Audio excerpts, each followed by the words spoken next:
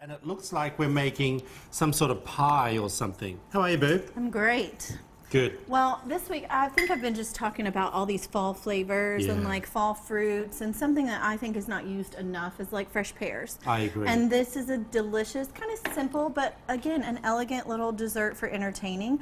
I'm taking just a pre-bought pie crust. Yep. So this is What do an you want me to do uncooked with pie that? crust. We're not quite ready yet, but we're going to take a little mixture of brown sugar. Yep. I think it's 1/3 of a cup of brown sugar.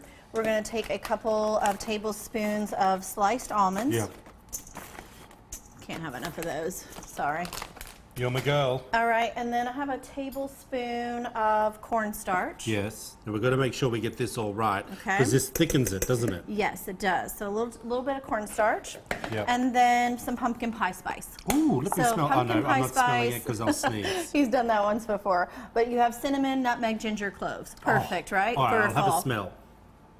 It's wonderful. Oh, yum. So a nice little mixture, couple tablespoons, pumpkin pie spice. Okay? Okay. All right, and then we're just going to kind of, give that a little stir. And then I'm just going to do a combination of pears. I've got the Anjou Are you cutting pears, all the that? Bartlett pears, and you said Bosch, right? Well, I call them Bosch, but I could be wrong. But when I used just to always work, called them Bosch based on how they were spelled, B-O-S-C, but I could be totally wrong but about I used to pronunciation. work in a fruit and vegetable department. And in that's the what they said? supermarket. Well, I used to be on the announcements. Oh, okay. So I used to say Bosch pears. Okay. We have a special over here in the Woolworths fruit and vegetable department, and today we've got the special on Bosch pears. Well, there you go. All right, so I'm just taking a mixture of these pears, and we're just going to slice them up. I just cut around that core.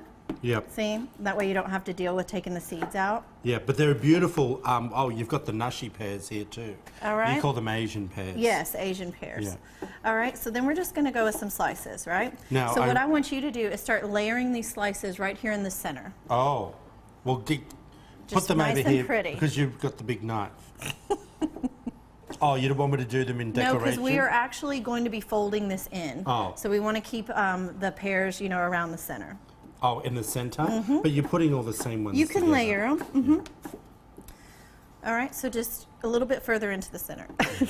You'll see. I don't know why you're asking me to do it when you keep moving it all. Well, keep them towards the center, and I'll show you why. It looks like I'm making some sort of Danish. That's too thick. Well, this is called a crostada. Okay. Does anyone know what that is? Yeah, well, it's kind of like an open face, like pie, if you will. Like it's not in a pie plate, and it doesn't really have much of like the filling, but it's just the fruit. So, all right, we've got our pears. Yep. So roughly, 1 pear thinly sliced. Yep. We're gonna go in with a bit of fresh cranberries. Oh, they're nice pears too. Some fresh cranberries, right? Okay. Okay. So then- You sort of lost me a little bit now. So we got our cranberries. All right, all we're gonna Do do. you eat them raw? All we're gonna do is just fold this over. Do you Yeah. see how that's working? I do know. We're Oh, gonna hold on, I take didn't our paste filling. it. We haven't done that yet. We're gonna take our filling, like our brown sugar mixture here, and that's just gonna go all over everything. So you're gonna get a little liquid that comes from the fruit, and that's where the cornstarch is gonna come in handy, right? So we have all that going in there with our pears. Don't worry, I'm on to you now. All right, and then look Well, how be careful of that knife. look how I'm just folding over. Yeah. Just all the way over. You just fold over each fold. That's why we needed it in the center, so we could Well, give it a now, little yeah. lip, so that way everything stays inside. That makes sense. Right? So the final thing is we are going to take an egg here.